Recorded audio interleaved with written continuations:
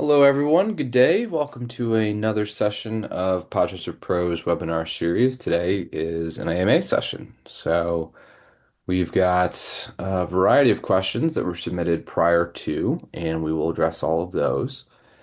As we get closer to the actual start time, of course, I will also reference that if you do have additional questions that you didn't make it into the question submission form prior to, that's all good. Just throw them in the chat or the Q&A section here below, and we will address them as they come in. But happy Friday to everybody. Almost the end of the quarter,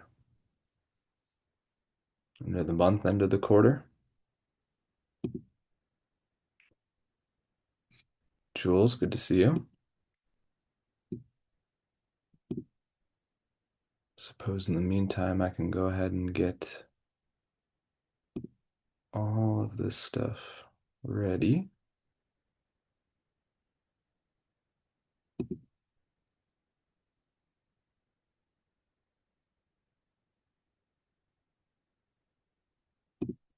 All right, cool. We've got about a minute left. There's Jules. Hey, hey.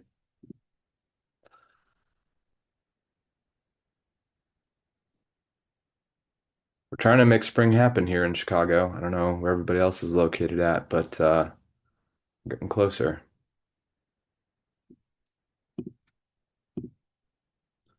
Jules, real quick, can you see my screen? Just want to make sure. Using another new setting. Cool. Awesome. Thank you.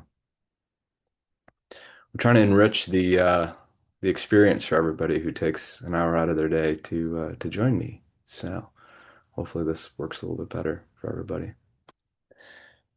All right. Well, it is now 12 o'clock exactly. So we will go ahead and get started again. Today's a little bit of a different session for our Podchaser Pro webinar series. This is going to be an AMA session. So we do have a series of questions that were submitted prior to the event. But if you do have any questions, you want to throw them in chat, throw them in the Q&A portion of the Zoom interface here, by all means, you can go ahead and do that. So starting us off here, and again, this is gonna be very free flowing. Like, there's no deck, there's no accompanying slides. I'm gonna pull open Podchaser Pro in a couple instances. I'm gonna reference my own emails and a variety of things like that. So, um, we will go through this list, but please, by all means, if you have questions, throw them in the chat. So, first and foremost, how do you know who to send a pitch to when there are multiple contacts attached to a show? And what is an RSS email? This is a good question. And maybe we'll pull up Podchaser Pro to start looking at some of this stuff. But what I would prioritize is a couple different things. One, the contact that you want to reach might end up being dependent upon the size of the show. So think about like if we were to go into podcasts, like Power Score 90 shows, Power Score 80 and above, probably. Typically, those are going to be much larger types of shows. They're going to have a more fleshed out management team, back office team. They have people on payroll that are helping with the podcast. It's not just somebody, doing this as their 5 to 9 as opposed to their 9 to 5. So I would, especially for shows that have 80 Power Score and above, I would prioritize producer contacts typically because they're going to be handling a lot of the back office things, such as scheduling, booking. They probably have oversight into a variety of components to the podcast experience, and that could range from production, editing, marketing, advertising, that sort of thing. So when I'm looking at 80 plus Power Score types of shows, typically a producer is going to be the one that I'm going to prioritize. Now, some shows, especially if they're network affiliated, or they're part of a larger podcast network, they're going to have multiple producers on a given podcast, and we've seen that with a few, such as Reid Hoffman's production company that publishes his podcast, as well as a variety of others. They'll have an executive producer, they'll have multiple producers that work underneath it. They sometimes even have researchers that are part of the contact kind of cache, if you will. But um, as you get further down that power score range, so call it, 79 down into the 60s, it's going to be probably podcast dependent. Again, some of the things that I'd be looking for is the show network affiliated? Do they have a production team? That sort of thing. So, uh, and then as you get further down the line, so like 50 and below types of power scores, typically it's going to be a one-person show. Maybe there might be a production assistant. There might be somebody like a VA who's doing guest scheduling, these types of things. But you're going to have a lot more direct access to the hosts themselves at power score levels that are going to be kind of below that threshold that I just mentioned. So there's that. Regarding the RSS email and why we see that in some podcasts. So when Podchaser was first started, the first level of or first layer of contacts we pulled in were going to be RSS emails, and those RSS emails were directly tied to the person who first uploaded the podcast to Apple Podcasts. Once upon a time, these RSS contacts were like very easily scrapable. And what I mean by that is, a developer would fire up a web script generator, would go out and pull it, and then kind of push that into a database, much like Podchaser. And that was kind of like the first iteration of that. And then as we got more advanced, as other tools within our space continued to get more advanced, we looked for additional types of contacts that are going to be associated with these shows. And there are a couple things to call out with that. Again, we've always prioritized producers because they're taking a very central role in most podcasts, production. Go figure, producer, production. But then also getting tangential contacts, guest booking contacts. And this is another thing that we've talked about in previous webinars before, but the number of third-party companies that are now managing booking on behalf of podcasts, especially for shows that have reached some level of critical mass. And we could use PowerScore as an example of that, or we could talk about chart positions, these types of things. But one of like the foremost third parties that's doing a lot of guest booking on behalf of podcasts is one called Central Talent Booking, and they've done incredible work, kind of making their efforts known in the podcast space, which is great. And again, those are since they're third party, those are a little bit harder for us to scrape. However, we do have some types of contacts like that. Some of the different contacts we see from a third party could also include talent managers or talent agencies. So we work with a few of them already. Now, those folks are primarily going to be looking at this from like a commercial opportunity. So if you're thinking about WME, like which is William Morris Endeavor, or CAA, Creative Artists, um, sometimes we'll have their contacts. Those are primarily going to be used for commercial types of things, meaning sponsorships, ad reads, those types.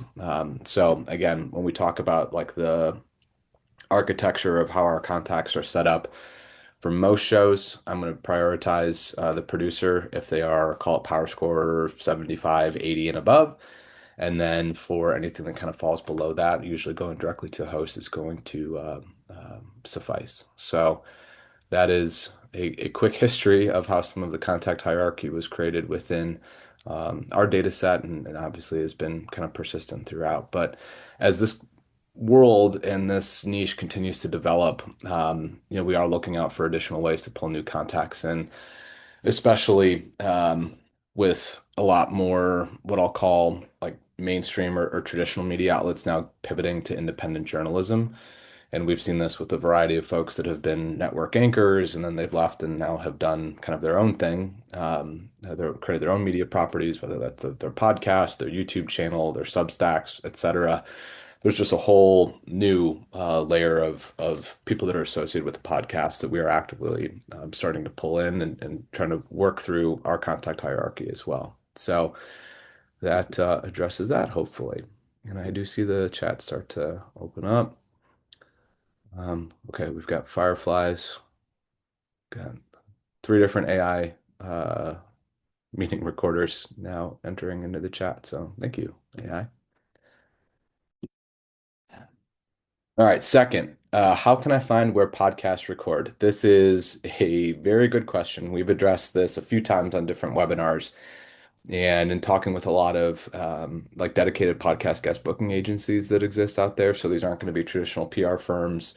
They're typically like a very niche service offering. This is something that they also are trying to figure out and deduce. And through what we've learned from some of our partners on that side, as well as what we know individually, is This is a highly valuable piece of data. However, it's so valuable because it just simply doesn't exist anywhere. So there are a few workarounds that I've deployed to try to figure out more of this information. And the first thing that I started to do was looking at podcast transcripts to look for any sort of mention of today we're joined in studio by X, Y, and Z, and trying to triangulate where some of those locations were being told via the transcript. However, a couple things to call out about that methodology. It's really useful for traditional media organizations that have in-person studios. So, like one of them, hey, today we're broadcasting live Mully and Haw on AM 670 WSCR The Score from our State Street studios here in beautiful downtown Chicago. Well, having a terrestrial radio station's location, that's not necessarily going to help us all that much. So, for that reason, as well as some others, using podcast transcripts is not really going to help us get super close to where we want to get.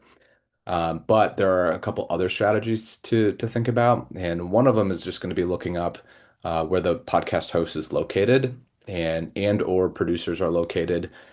One of the caveats with where producers are located is going to be sometimes they're going to be remote versus a host is typically going to be in the studio, right? So, how do we go about deducing this? Well, let's maybe pull up an example. Let's see. Maybe I'll just go to category level. I'm just going to pull up like a random podcast just so we can do this kind of real time. But let's see. Pull up a little bit deeper into this. So let's see. Compound and friends. Okay, great. When I talk about searching for hosts and where they're located, what I really mean is literally looking up the host or hosts for location data. And where do I know location data actually exists? One place is LinkedIn, right? So you've got your header, you've got your profile, and it typically has a location address with that as well. So if I just look up Michael Batnick, LinkedIn, let's see, we can pull this up. And of course, this is going to be one. He's located in the United States, which is great, but we know that his partner in this is Josh Brown.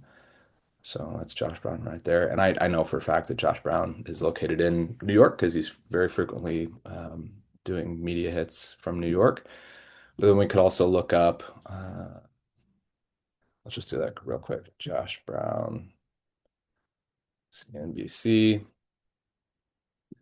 Just look up LinkedIn. So we can see here he's based in New York, New York. So again, this isn't necessarily going to tell us which borough the studio is in. It's not necessarily going to tell us like the street location or anything like that. However, this is maybe a bad example because Josh is kind of a known public figure. However, even if we were to look at a much smaller show, and maybe we'll do that next. One of the defaults that I would do is looking up where the host is actually located. So let's look at this one again. Jane Marie is not going to help us very much, of course, but let's go to Jane Marie. We can also take a look at, oh, looks like she's off Twitter. That's okay. She might be on Blue Sky. I don't know if Blue Sky has any information. But like that's kind of like the process that I would deploy. So Jane Marie, and again, like this might not be super helpful for us for this specific one, but the more unique a person's name is, and then adding LinkedIn to the search string, that's going to help, of course. Even like someone like Josh Brown, like there's probably hundreds of thousands of Josh Brown people that live everywhere. So that'd be one way.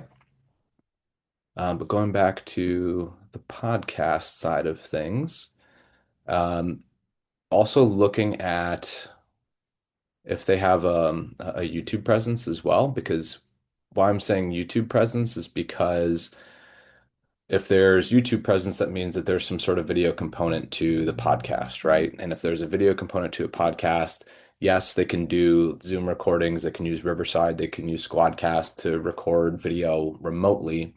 However, if we just put in, let's say 2,000 minimum YouTube subscribers, again, this is just a off the cuff example. What we want to try to find is some clues. So let's look at Playbook with David Meltzer. Let's pull up two things actually. We'll pull up his Instagram and we'll pull up his YouTube. And what I'm trying to deduce from pulling these up is by looking at the video and seeing if he's doing his videos in studio or if he's doing them remotely. So we'll go to podcasts because I know he does a lot of different types of content, but let's look at his podcasts. We'll suffer through this ad quickly together. And then, okay, so this here he's interviewing. I think this is Tillman Fertitta. Yeah, Tillman Fertitta, and it looks like he's doing this probably at Tillman's office. So this would be a remote recording that was actually done in Tillman's office. So that's not going to help us all too much. But maybe we'll pop back over to David's content, and looks like he's doing a lot of repurposing from the road. We'll go to his podcast highlights. So I can see that he does have a studio that has been built out. He's doing a lot of on-site at clients' locations as well. Look there, he just very clearly he was in somebody's home. So like again, if our clients are prioritizing shows that have a video component to them, or if you're prioritizing those just because there's so much additional coverage that you can get from the additional SEO juice and visibility, et cetera, and let's say you had a client that kind of fit the narrative that David was talking about, et cetera. I would actually prioritize a show like David because he is doing some of these recordings video wise in a remote location or not necessarily tethered to in studio experience, right? So again, I'm flying this off the cuff a little bit, but hopefully that's going to be helpful. One, look up the host on LinkedIn. To check their social profiles, especially their video components, to see if it looks like they're recording in studio, and then using some of our deductive reasoning to find it from there. But long story short, yeah, we don't have a perfect solution for this. It just takes a little bit of extra time and bandwidth. Is it okay to send less formal pitches? If so, how? Yeah, so I think this is in response to some of the content we've covered on our previous webinar. So we talked about content, context, audience, and reach quite a bit from a show selection perspective. And I admit and I fully agree that it is a little bit theoretical or esoteric in some senses, but so too is the 4A's framework. So actionable, analytical, anthropological, and aspirational. And again, that can feel very textbooky, can feel maybe like we're sitting back in a classroom. So if the response or if the question of the intent of this question is like how do we use all of those tools to find the right shows to set the right pitches up, how do we make them a little bit more human or a little less formal? And I think there's a couple of different things I would look at. One, you have to know like what the host's style is. So if they're very active on certain social media channels and they're glib in their comments, I think you typically would have permission to glib up one of your pitches. So what I'll do next is actually show a pitch that I wrote. This is dating back to 2022, believe it or not. So, and I'll zoom this in even further so we can see it better. All right. So again, yes, I've developed some of these frameworks and things, but I still try to keep it a very human touch, right? So a lot of times, I get questions like, is it inappropriate to send pitches that start with hey or hi or anything that's like not super formal? And of course, I'm going to say like I use hey all the time, and I have for quite a long time.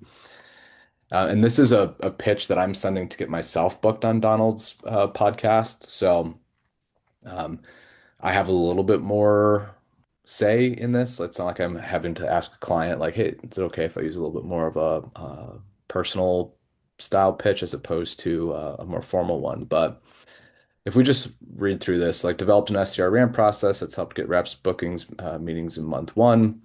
Can I tell you a little bit about it? It's like football 2 days, parenthetically, if you remember those. So I already knew that Donald had played football in high school, and I think he also played in college. So like I wanted to tie that in. And when I say like if the question is about how do we make it less formal, like including little parenthetical things like little wink winks. So like that's exactly what I tried to do with this. If you remember those. Concept is taught in the morning with an assignment due in the afternoon, break for lunch in the afternoon, review the assignment with the rep, and the homework is due before the next morning's concept. So, and it's all practical, real prospecting, none of the hypothetical stuff that reps roll their eyes at. So, like, Donald's a sales trainer, and his podcast is all about sales and sales training and how to upskill as a sales rep. So, in inserting this line specifically, none of the hypothetical stuff that reps roll their eyes at. Every person who's ever been in the sales management, sales leadership, or on the receiving end of sales management or sales leadership training has received training that makes them roll their eyes, right? So this is a very relatable thing. There's a understanding between what he does and what I do and the lived experience of all these types of reps. So I tried to make that super informal because I think, again, everybody's had that kind of shared experience. When's a good time to unpack this if this is worth talking about on your pod? So you might look at this and say, oh, there's a typo there. That typo was not a mistake. That was actually deliberate on my end. And I know, much like the reps that roll their eyes at sales training, you as communicators might be rolling your eyes. Oh, Trent, how dare you ever include a purposeful typo? However, what I was trying to do here was have a pattern interrupt. So, and you can even see in the way that I formatted this email, like I tried to make it look like I was typing it from my phone as opposed to like sitting down, cracking my knuckles, opening up my laptop, having my cup of coffee, and then sitting down to write the most beautiful piece of prose ever. I was trying to fast track it a little bit more and make it seem like it was a more authentic pitch. And I specifically do that when I'm trying to get myself booked as a guest on podcasts because it's a little uncomfortable pitching yourself. Like you don't want to talk about all of the wonderful things that you've done. Like who really cares? So that was an intentional typo from my end. Now, am I suggesting you do this for all of your pitches? Absolutely not. But Donald and I had met at a conference once upon a time, and like there was a level of familiarity there. But if he saw me on the street, he wouldn't know me from Adam. So I wanted to kind of tease that out a little bit. So in any case, does this methodology or does this style work? As you can, let's see, here it is. As you can see here, I was in fact a guest on his podcast. Now we ended up switching the episode concept a little bit because he had just done an episode about like sales boot camp and that sort of thing, and he wanted to pivot a little bit. So we did, and I pivoted to the first, last, best, worst strategy to get stories from sellers in the field to get junior reps more up to speed in how to talk the language of the people that they're actually meeting with, right? So in any case, even something that looks as informal or as roughshod or intentionally non-grammatical as this can actually land guest appearances, right? So I think that's the key takeaway. Um, Now, this is also going to be dependent on who you're sending it to. So if the producer is your intended target for a pitch and you want them to get you on the schedule to talk to the host, we also need to know a little bit of information about the producer. We probably also want to know a little bit of information about the host themselves as well. So if I'm pitching Mel Robbins, for example, she is a little bit more off the cuff. She is a little bit more glib, but she has a very professional veneer, right? She's not afraid to break the fourth wall, but she does so typically from like a very corporate type of standpoint. So I would not send a typo on purpose to Mel Robbins or Mel Robbins' production team, right? It wouldn't come off in the right way. There's other ways that I would leverage Podchaser data, transcript mentions, the four A's angles, et cetera, to get in front of Mel's producers, but using this kind of methodology, I wouldn't.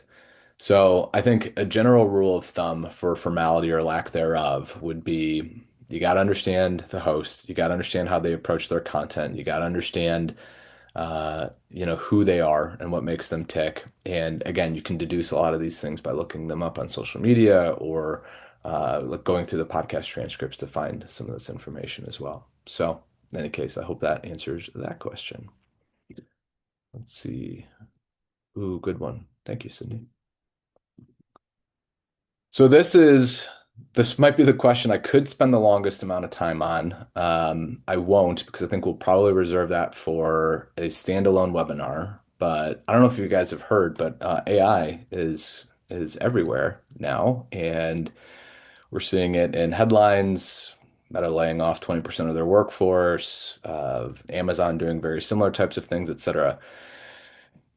I think a lot of people are framing this as like being we're now in like the AI economy, and I actually think the proper way to think about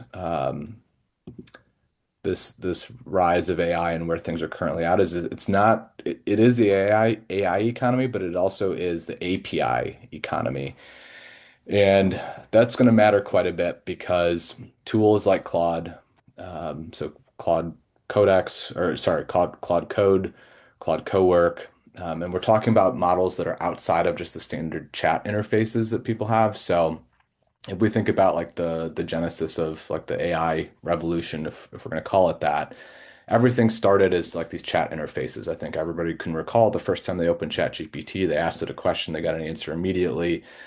And that was its introduction into both personal and commercial use. From there, it kind of evolved a little bit more so into um, a new iteration, which was less chat based, and now it's more in towards like the agentic space. And if you're not familiar with like the agentic AI movement, it's basically like giving these tools access to run things on your behalf.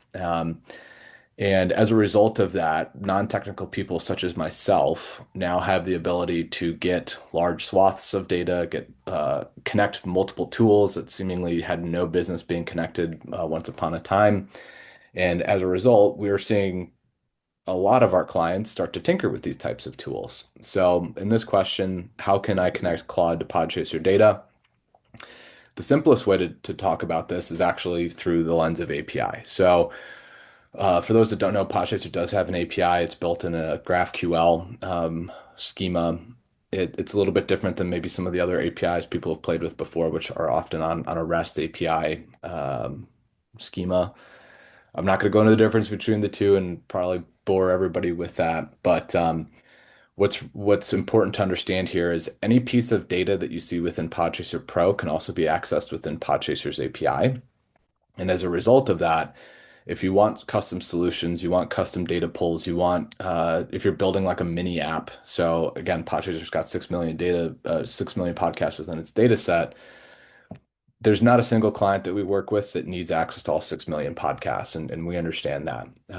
However, if you are building a podcast motion for your agency, for your client, whoever, and your central focus as an agency is providing public relations services to fintech companies, and you only wanted to be able to pull in fintech companies, podcasts or fintech podcasts into kind of your world that you're living in, you could do that through the Podchaser API. And this is really cool. This is really fun because basically, if you can dream it, you can build it. And with tools like Claude Cowork, which I already mentioned, even non-technical people can go ahead and start to do this. So we've seen an insane amount of demand for the Podchaser API really since the beginning of this year. So call it January 2026, as these tools started to become more publicly accessible. And we've got some clients doing some very interesting custom types of build outs with it. And just to reference like how easy it is to leverage these types of tools. Again, I'm not technical. I've taken a couple HTML classes and CSS classes when I was working at an agency that built and developed a WordPress website. So like I know a little bit about what I was talking about. But just as a proof of concept, this is something that I was able to build in, call it all in about an hour.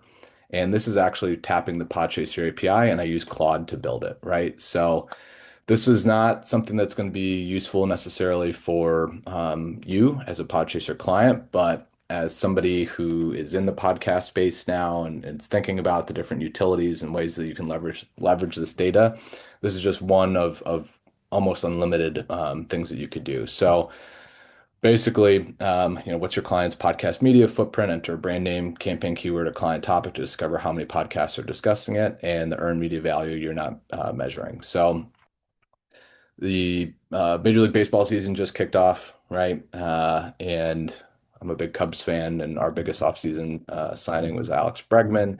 So if I wanted to see all of the podcasts that were talking about Alex Bregman, I would just throw this in here. And what you can see is it's connecting to the podcast database, which is Podchaser. It's starting to pull through. And now all of a sudden, because I've connected my Claude instance to the Podchaser API, I've now built like a full-fledged tool on the back of Claude and Podchaser's API, right? So I don't know if I necessarily want to argue about the value of the AVE metric in this format. I do want to talk about some PR metrics here in a little bit, but long story short, in about an hour, by connecting Claude to my Podchaser API, I was able to build a tool that helps us see mentions of certain keywords within the podcast universe. So, again, this is something, if you're not thinking about it, or your agency's not thinking about it, there's a whole new universe that could exist by having access to this level of data. We're thinking about some different ways to make the API a little bit more accessible, both for prospective customers as well as current customers. So a lot more to come on that. If you have questions about that, do reach out to your client success manager if you're currently a Podchaser Pro client. So well, that's Jules, Sydney, and John. Um, they can answer some more questions about that. But long story short, how it works is by creating your API key, and I'll just show you how quickly you can do that. Podchaser API key. What you would do, we have a whole like docs section too, which again the AI can reference as well. But you would just go here, you'd click start. Whoops, that's my actual API key. Avert your eyes quickly. But you would just copy and paste this into your Claude instance and just tell it what you want it to do, and then you'd be able to do that from there too. So again, there's certainly paid tiers of our API access. It's not necessarily free or on the house, but again, we have publicly available API docs, which I'll just pull this up to Podchaser API docs. And through this, I mean, again, you can see the guides, the GraphQL references. These are going to be all of like the different objects you can pull through. So again, like literally anything you see within Podchaser Pro can actually be pulled through the Podchaser API as well. So there's all of that. Let's take a look.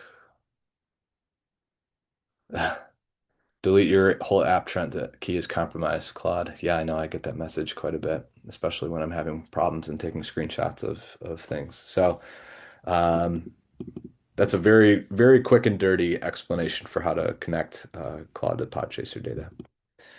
All right, next question. Clients are interested in podcasts, but don't understand the total addressable market. And frankly, I'm not sure if I do either. I appreciate the honesty. How do I convey this? So I kind of just referenced this when we talk about like the 6 million podcasts versus the total addressable market or TAM, which I'll speak in acronyms now that we've addressed what total addressable market stands for. Um, and John, Jules, and Sydney know that I like to speak in acronyms, but I totally understand what this person is saying. So there's a couple different things that I would point them to. Obviously, when we use Podchaser, let me pull up Podchaser Pro again. If you're not familiar, again, there's a lot of different ways you can slice and dice this. Let's just use the fintech example as we go through this. But if I wanted to find fintech podcasts, I would just throw it in exact phrase match. So that's, in the quotation marks, that's only going to pull that exact term as opposed to derivatives thereof. And there's going to be two different ways that I'm going to start to size up what the TAM is going to be for fintech podcasts. So the first one is going to be on the podcast side.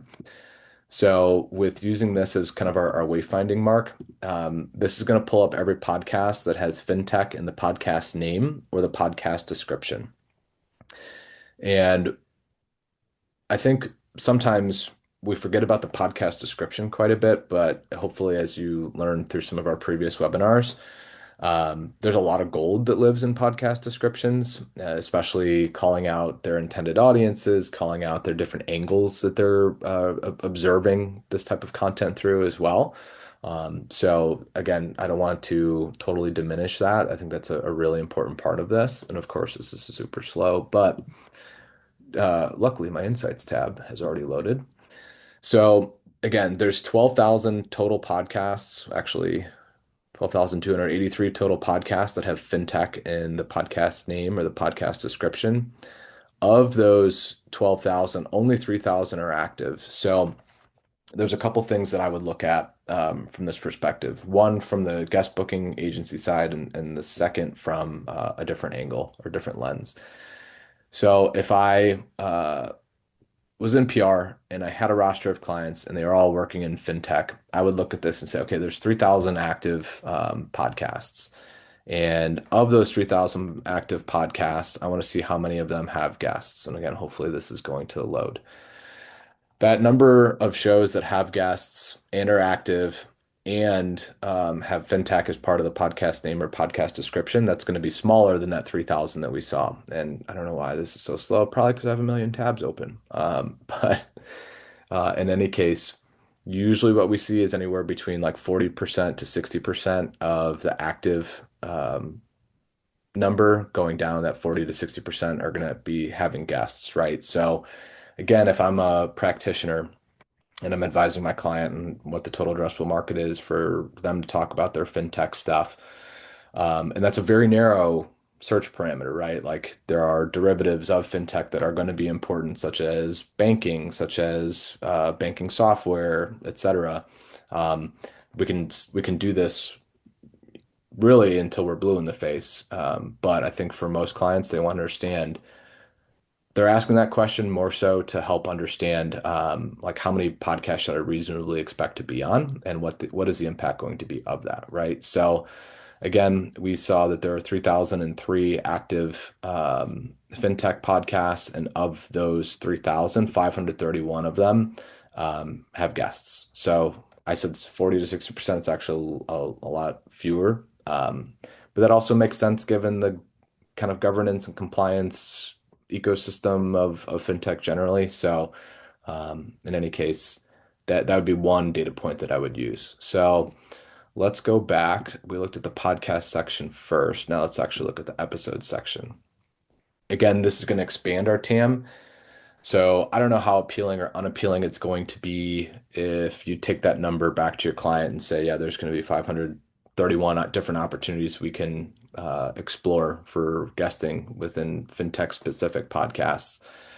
And this is the unfortunate part of doing some of these things live.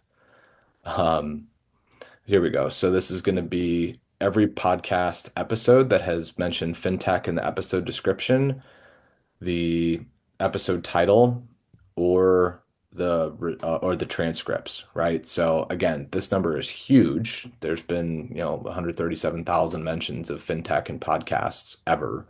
The way that I would drill this down even further is looking at the air date, and because clients are going to care probably about recency most, what I would do is just throw on this toggle.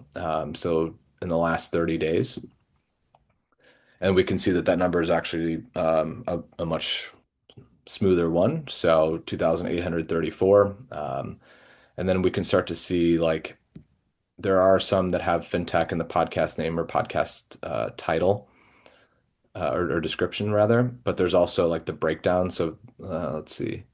Breakdown talks about deepest topics in crypto, blockchain, and macro forces shaping markets. So this would be a perfect example of something that is fintech adjacent. They're looking at through the lens more so from crypto and blockchain. So they're not necessarily calling out fintech specifically in kind of their uh, header or mast, if you will. But they are addressing topics that are similar and or related, right? The music business buddy. So did I expect the music business buddy to talk about fintech? No, not necessarily, but clearly they have, right? So again, as we kind of scroll through this thoughtful money with Robert Jensen, same sort of thing, right? It's talking about money. It's talking about derivatives thereof. So again, I would use podcasts first because that's going to very narrowly define our TAM, and then I would look at episodes next to see again what exposure to that keyword looks like across episode titles, episode descriptions, and episode transcripts. And then, if and only then, you need to make a bigger case for attacking this total addressable market. Then I would look at some of those derivatives. So instead of fintech, I would next look at banking software. I would next look at maybe crypto if there's a crypto element to it, that sort of thing. But all to say, like by following some of these breadcrumb trails, you can start to piece together what that total addressable market is going to look like. Now, one caveat with all of this. So when we just looked at fintech that are active and have guests, I think there's 534 podcasts that met that criteria. You got to assume, let's just use the state of podcast guest pitching report benchmarks that we established. And if you didn't see that episode of this webinar, go back and view that as well. But let's say the median yes rate is that 10% benchmark that we established by surveying 100 different podcasts for this data. 10% of that 534 is still 53 podcasts. Now, I know by talking to our clients, by receiving their onboarding forms, most people don't have a mandate from a client or from their scope of work or from their retainer arrangement that's calling for 53 different podcast guest interviews. So while, again, I understand the spirit of the question that was asked, I think we also need to be realistic about it and maybe use some of these numbers to help us do some of the back of the napkin math that helps us justify, like, yeah, podcasts are huge. Now, of that 534, right? Maybe 25% of them are going to be ones that we actually want our guests or our clients to actually guest on because of audience alignment, because of reach, because of a variety of other factors. So again, you can play with the numbers to make them look good. However, I like to recommend that you do so realistically because not every show is going to be a fit for every client, right? And that's why things like content, context, audience, and reach and the 4A's framework come in real handy because now there's the total addressable market, there's a service addressable market, and then everything else, right? So again, hopefully that's an easier way to think through the TAM question. Let's see, we've got two messages here in chat. Okay, we've got two basic Otter plans. Thank you, Otter, for chiming in. All right, number 6. Why do some podcasts have transcripts and others don't? Great question. So what we currently have and what I'll kind of back into the history of our podcast transcription feature. So when we first started transcribing podcasts, we did that initially for the top 5,000 English speaking shows. The purpose of that, the genesis of that was so we could identify sponsorships for those top 5,000 shows. And that was great. We've got a lot of clients using our brand sponsor data to figure out, who's spending on what shows, how long they've been spending, what the likely spend is, and all of that. However, what we started to realize, and as we gathered feedback from like non paid media clients, so typically earned media clients such as yourselves, potentially, is that, hey, we would really like to see transcripts because we want to understand what coverage looks like and what trends are looking like across more than just sponsorships, but even earned mentions as well. And then we kind of built what we consider to be the V1 of our monitoring product. So with that, we upped our transcription from the top 5,000 shows to the top 20,000 US shows and top 24,000 shows globally. So of that top 24,000, about the top 20,000 are going to be US shows. And then UK, other English speaking countries like Australia are in that. And then there's a smattering of European countries, MENA, and then some other geographic locales. So the reason why you might see transcripts for a show now are it's inclusive of that top 24,000 shows. So if that was V1, V2 is what we're fingers crossed going to be launching here before the end of the quarter, which, as I've already referenced, we're in the last week of the month, which means we're in the last week of the quarter. But that top 24,000 is going to go to over the top 100,000, probably closer to the top 150,000 shows. Now, this is a huge expansion, obviously, and there's a ton of data to work through with all of that. But just for reference, right? The top 24,000 shows. So we have roughly 8 million, a little bit more than 8 million episode transcripts within our data set currently. And now we're significantly increasing the number of podcasts we're actually transcribing, which means the number of episodes we're transcribing is also going to exponentially increase. I think this is really exciting. I think it's probably the most impactful thing that we'll have shipped in our very recent past and future because now those little snippets, those little nuggets, those little insights that can only be found in the actual conversation will be surfaced and brought to light. So what this means is if you're working on, multimedia campaigns and you're doing traditional media and you're doing, call it print, radio, TV, whatever, if any of those stories also get picked up on podcasts, before then, we didn't necessarily have a reference point for that, and neither did you. But as we expand the total universe of episode transcripts that we have available, now you'll be able to surface those insights. So, what does that mean? Your reporting is going to get much better. Your understanding of where conversations are heading is going to become a lot more robust.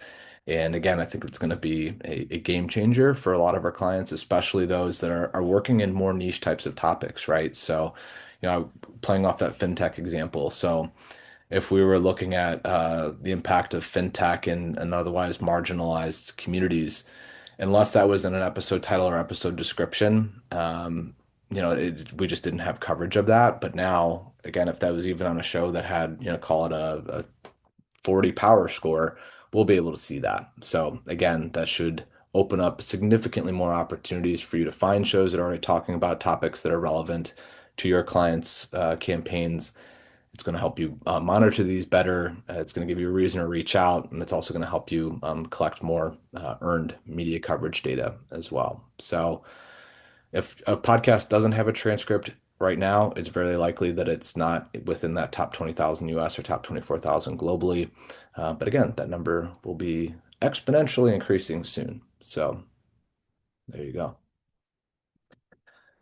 Last question, and then we'll open it up to some additional Q&A here. But this question is, how do you make data stories with Podchaser data? And this is a really good question because I do most of our data storytelling with Podchaser. And again, much like everything else that we've done, it's been iterative.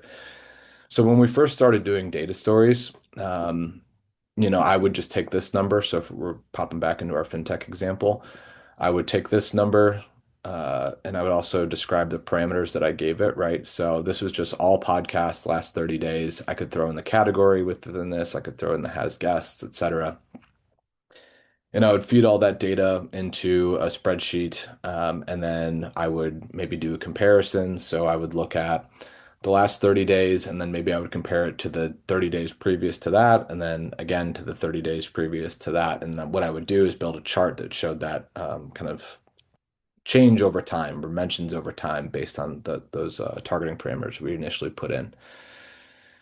What we have been able to do even further, and this is a little bit inside baseball if you are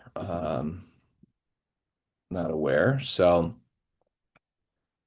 you see I've entered a different version of Podchaser, and this is our internal and testing environment, but this is called our Batman mode. And within this, it gives us even greater levels of detail. So remember, I just copied that whatever 2000 odd some number.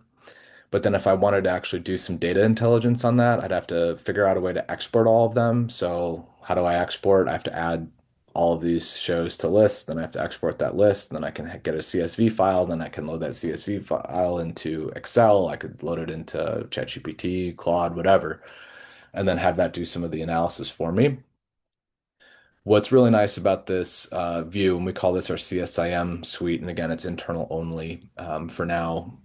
We're don't have total clarity as to when this, if and when this will actually be in our customers' hands. But we do have quite a few clients that are pulling monitoring reports based on this data, and we're actually feeding it to them. So again, instead of having to download this huge list, what I can now do is see again that total mentions number. Now I've got a very quick view of total reach.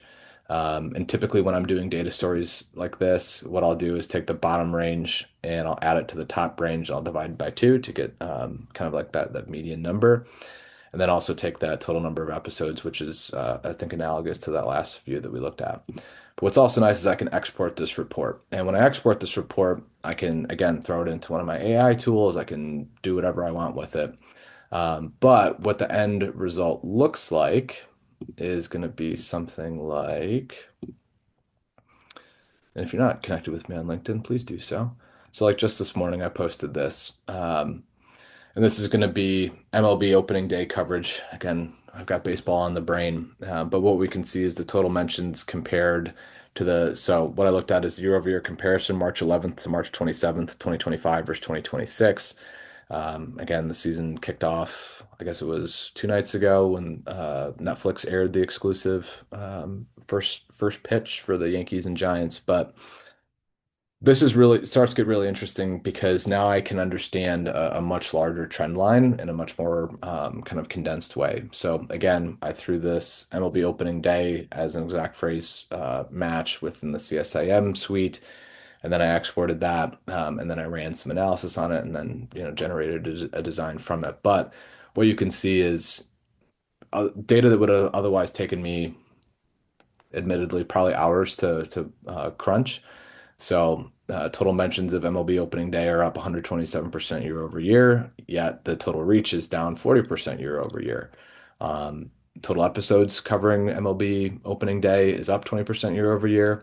Total number of podcasts is down 1% year over year. So again, there's just so much that you can do with this data. And uh, I like to think about this too. So we talked about like what's the total addressable market for podcasts, right? Like even taking a data report from like the CSIM product, and again, if you're a Podchaser Pro customer and you're interested in getting access to that level of data, talk to your client success manager, Jules, John, Sydney, to explore what that would look like for you.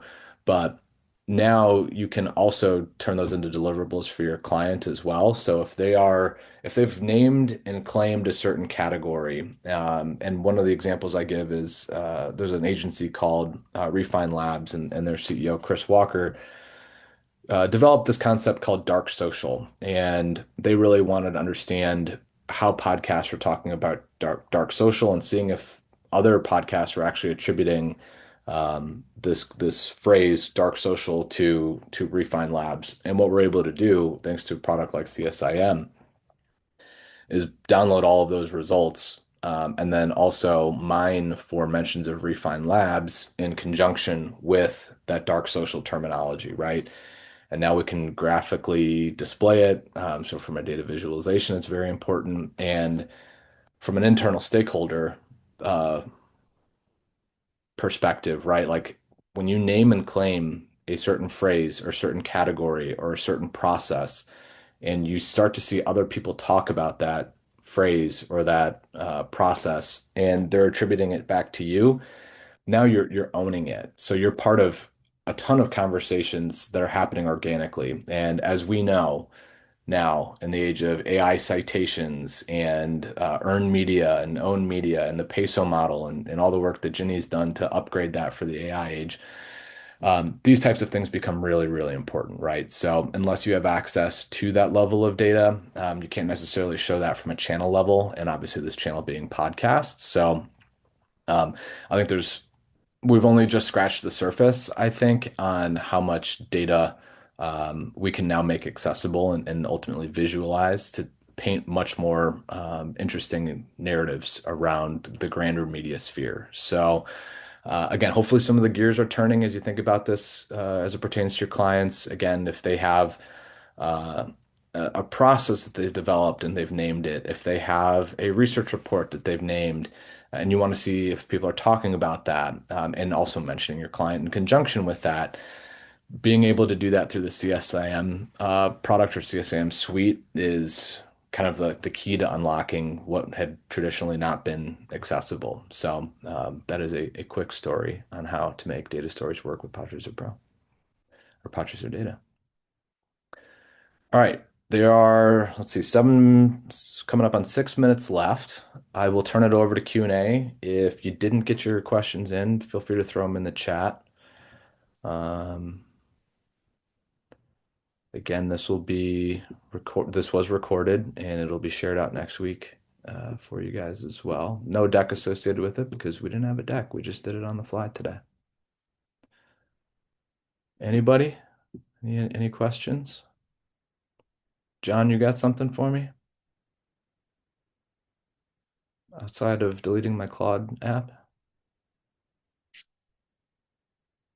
What are some of the most effective or unexpected ways you've seen customers use Podchaser Pro that others might not be fully taking advantage of yet? Yeah, I mean the monitoring stuff I think is big, and it seems like not enough clients know that we have that capability, and especially with that exponential growth from the top 24,000 podcasts to like the top 150,000 podcasts, I think that's going to be huge. That's big. The other thing that I think people are largely sleeping on, unless they're subscribing to the Podchaser 25 emails that go out. So, and Podchaser 25 is our proprietary report we build. We look at every episode or every podcast that's been published within the last 90 days.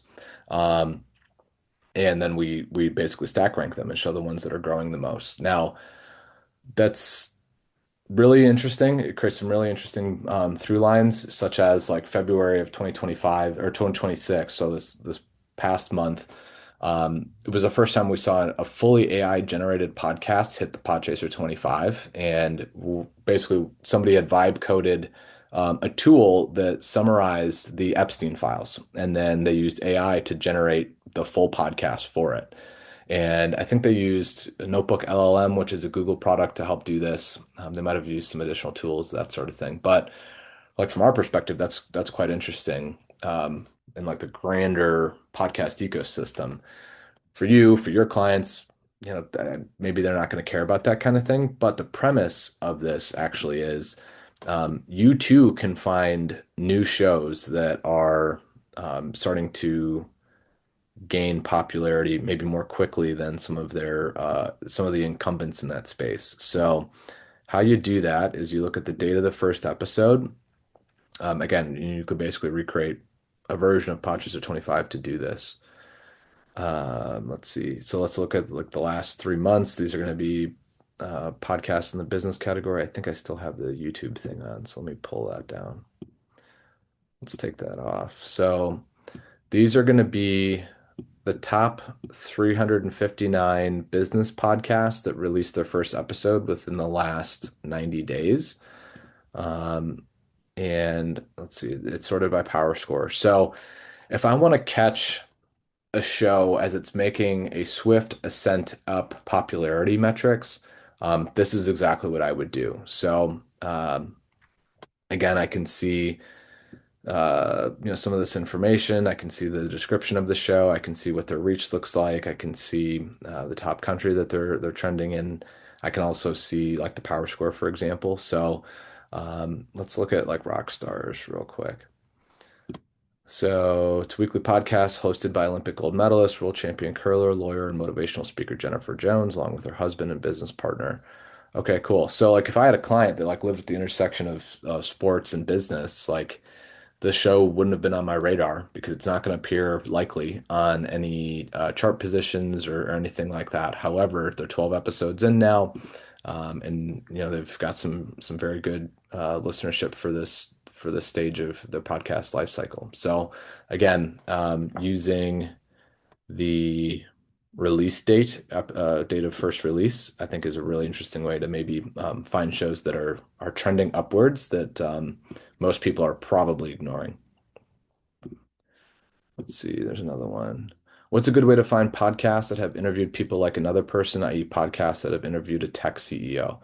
Yeah, good question. There's a couple of different things you could do. One would be looking at credits, of course.